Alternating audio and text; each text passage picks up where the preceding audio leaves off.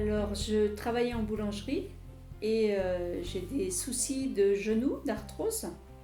Et du coup, j'ai préféré arrêter avant que mes genoux me lâchent. Et je me suis occupée de ma maman et de son mari, qui ont été malades pendant plusieurs années. Et je me suis dit qu'il y a toujours des personnes qui ont besoin. Et c'est pour ça que je suis venue demander s'ils avaient besoin de bras supplémentaires, on va dire. Voilà. En 2014, en fait, je suis devenue aide familiale parce que j'ai ma maman qui est tombée malade d'une maladie dégénératrice.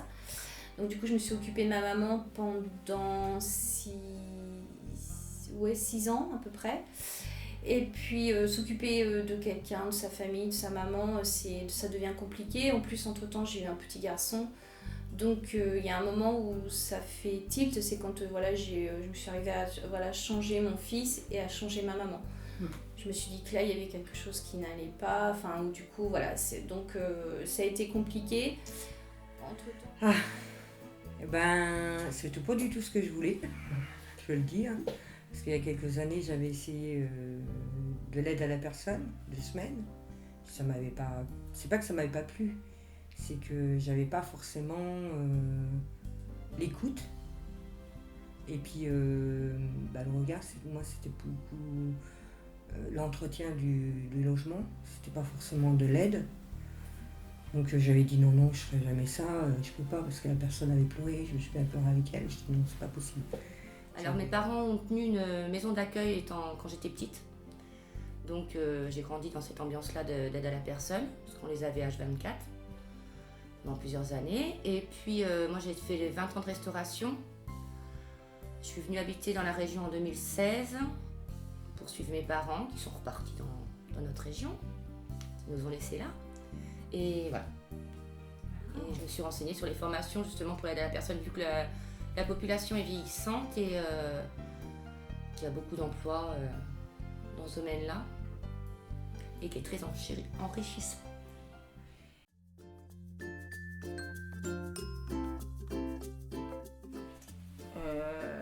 On va dire on va dire j'ai toujours su gérer, voilà.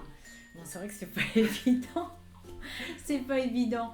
Mais non, on arrive toujours à faire face. Bon, après, voilà, on n'est pas tout seul. Hein. Les personnes chez qui on aide, bon, il y a la famille, après, il y a la direction pour nous. Mais non, j'ai toujours su faire face. On gère, on va dire. On gère. Oh, alors là... non. Oui et non. Oui et non. Parce que suite à ça, quand je suis rentrée à la salle, maman a déménagé à côté de chez moi. Donc il a fallu gérer maman, le travail, les enfants. Mais bon, ça a été quand même. Ça a été. J'arrive à gérer quand même, puisqu'on arrive à mener des interventions de dernière minute. Et puis je les accepte parce que voilà. Après, c'est pas toujours facile, hein, mais pour certains. Hein. Mais mes enfants sont grands. Oui, ça n'a pas toujours été simple. Faut d'abord apprendre ça, parce que j'avais jamais travaillé avant, donc voilà, avec 4 enfants à la maison, il fallait gérer. Mais réussi. Ouais.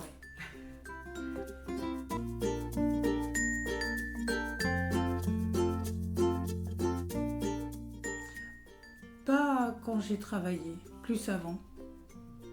Plus avant, quand j'étais femme au foyer et voilà, que je m'occupais que de mes enfants et que ma vie n'était pas simple. Ça m'est arrivé, en à peine 2 ans, de m'oublier un peu, de penser tout le temps à d'autres, à les personnes que je m'occupe, à mes enfants, à ma maman. Parce que ma maman, quand même, elle est bien malade. Donc je m'occupe de ma maman depuis des années. C'est un peu ça aussi qui m'a poussée à faire l'aide à domicile. Parce qu'on me disait toujours, t'es faite pour ça, vas-y, gênant et tout. Puis d'un seul coup, je me suis décidée et puis oui, j'avais la capacité de le faire. On pense beaucoup plus aux autres qu'à soi. Ça, c'est... On a beau faire attention à soi, mais même à la vie personnelle, on repense à la journée, à ce qu'il faut préparer, mettre en place les fiches de mission à jour, les questions à poser, ça bouillonne.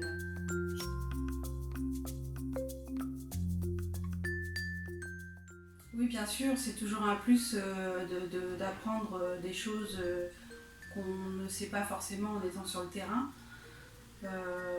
Oui, tout à fait. Retourner à l'école, ça a été dur. Retourner à 38 ans à l'école, 36 ans. Mais par contre, c'était un vrai plaisir. On a la chance d'avoir des formatrices qui sont superbes et qui donnent vraiment l'envie de ce métier-là. Bah, c'est moi qui l'ai demandé. C'est moi qui l'ai demandé.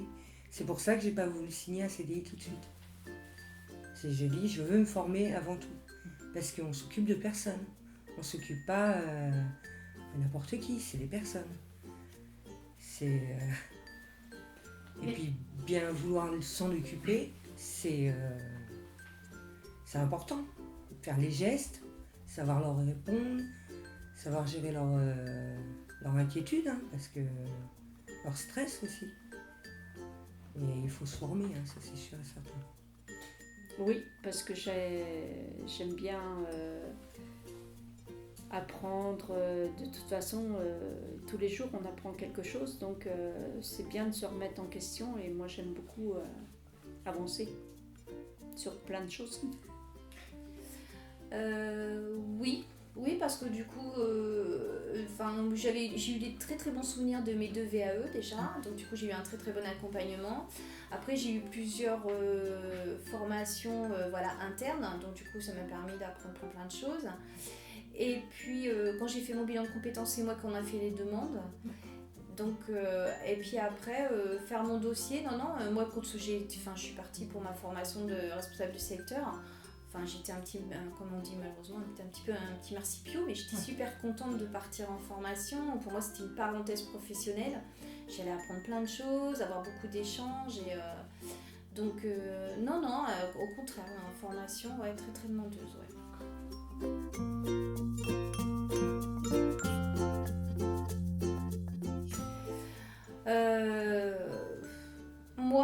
Pour moi, ma dernière formation de responsable du secteur, c'est avoir plus de confiance en moi.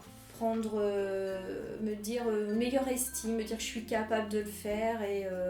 Parce que du coup, le métier d'aide à domicile, c'est quelque chose qui n'est pas valorisé. On n'a pas touché, pourtant c'est un travail qui est très très dur quand même. Et l'effet de responsable de secteur, c'est peut-être plus ça. Moi, j'ai travaillé beaucoup plus sur la confiance, des choses comme ça. Et oui, ça m'a fait du bien. Mais il faut continuer à y travailler, c'est pas toujours facile quand même. J'imagine. Comment prendre soin des personnes plus facilement, comprendre les douleurs, comprendre tout le système de prendre soin de la personne en fin de compte, parce que comprendre les bons gestes, toutes les connaissances, la confiance en soi, et puis s'apercevoir que d'autres collègues avaient rencontré les mêmes problèmes que nous dans le travail, quoi. L'assurance, l'estime de moi, la confiance en moi. J'avais plus confiance en moi, fut un temps j'avais plus confiance en moi. Donc qu'est-ce que je pourrais dire là-dessus c'est ça, j'ai beaucoup plus de confiance en moi. Moi, je vous dis, ça a toujours été en moi. Je me suis toujours investie, ça a toujours été en moi. Voilà, c'est dans moi, c'est... Voilà. Comme dirait l'autre, quand on aime, on compte pas. Oui. Ah oui. Ah oui, parce que j'y vais avec le sourire. Même si des fois je sais que la personne n'est pas toujours facile à gérer, à aider, on va dire, pas gérer, aider. Et j'y vais avec le sourire parce que je sais que j'aime bien ce que je fais.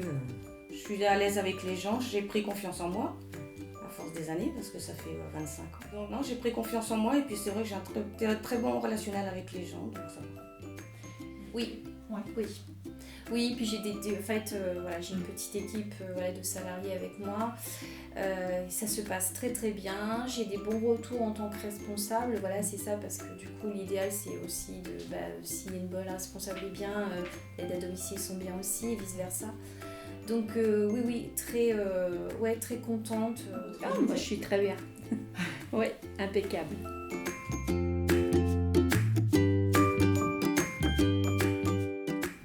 Pas grand-chose de plus. Que tout le monde aille bien. Qu'il y ait un petit peu moins de Covid. Pour tout le monde, ce serait le mieux. Mais voilà. Parce que du coup, j'ai commencé vraiment au moment où le Covid a commencé. Donc ça a été... voilà. Mais moi, j'ai pas eu de soucis parce que si on adopte les bons gestes, tout va bien. Et il faut être prudent. Et ben continuer avec autant d'énergie et d'envie. C'est pour ça que j'aime beaucoup le week-end. Non, mais le week-end de travail, je précise. Parce qu'on c'est que des aides. C'est l'aide à la toilette, l'aide au lever, l'aide au repas. C'est ce qu'on fait le métier, enfin pour ce métier-là. Et être plus reconnu dans ce métier, de la reconnaissance, la rémunération, parce qu'on a tendance à être oublié, on va dire, hein. Mais oui, plus de la reconnaissance, voilà. De continuer comme ça, de continuer à être épanouie, d'aimer mon métier, de continuer à m'occuper des personnes et de toujours prendre soin des autres, mais de moi-même aussi.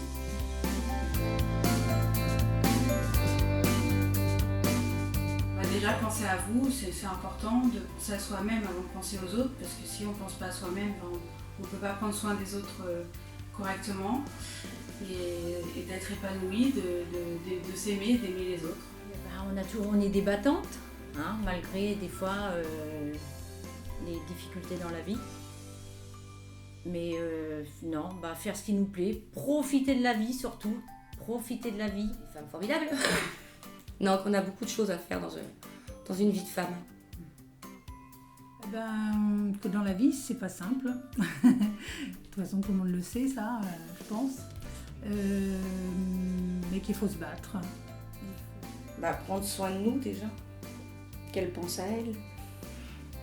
Le principal, c'est elle avant les autres. Se dire que voilà, on est capable de le faire, que rien n'est insurmontable et que si on veut, on peut, il faut s'en donner les moyens et surtout, je pense que être dans un bon métier, on est épanoui et je pense que ça on est bien personnellement, on est bien aussi dans le travail et c'est que du bonheur. Si elles veulent faire leur carrière, si elles veulent s'épanouir dans leur vie active, qu'elles le fassent et qu'elles ne se mettent pas des barrières, surtout. Parce que même avec des enfants, on peut. Même avec un mari.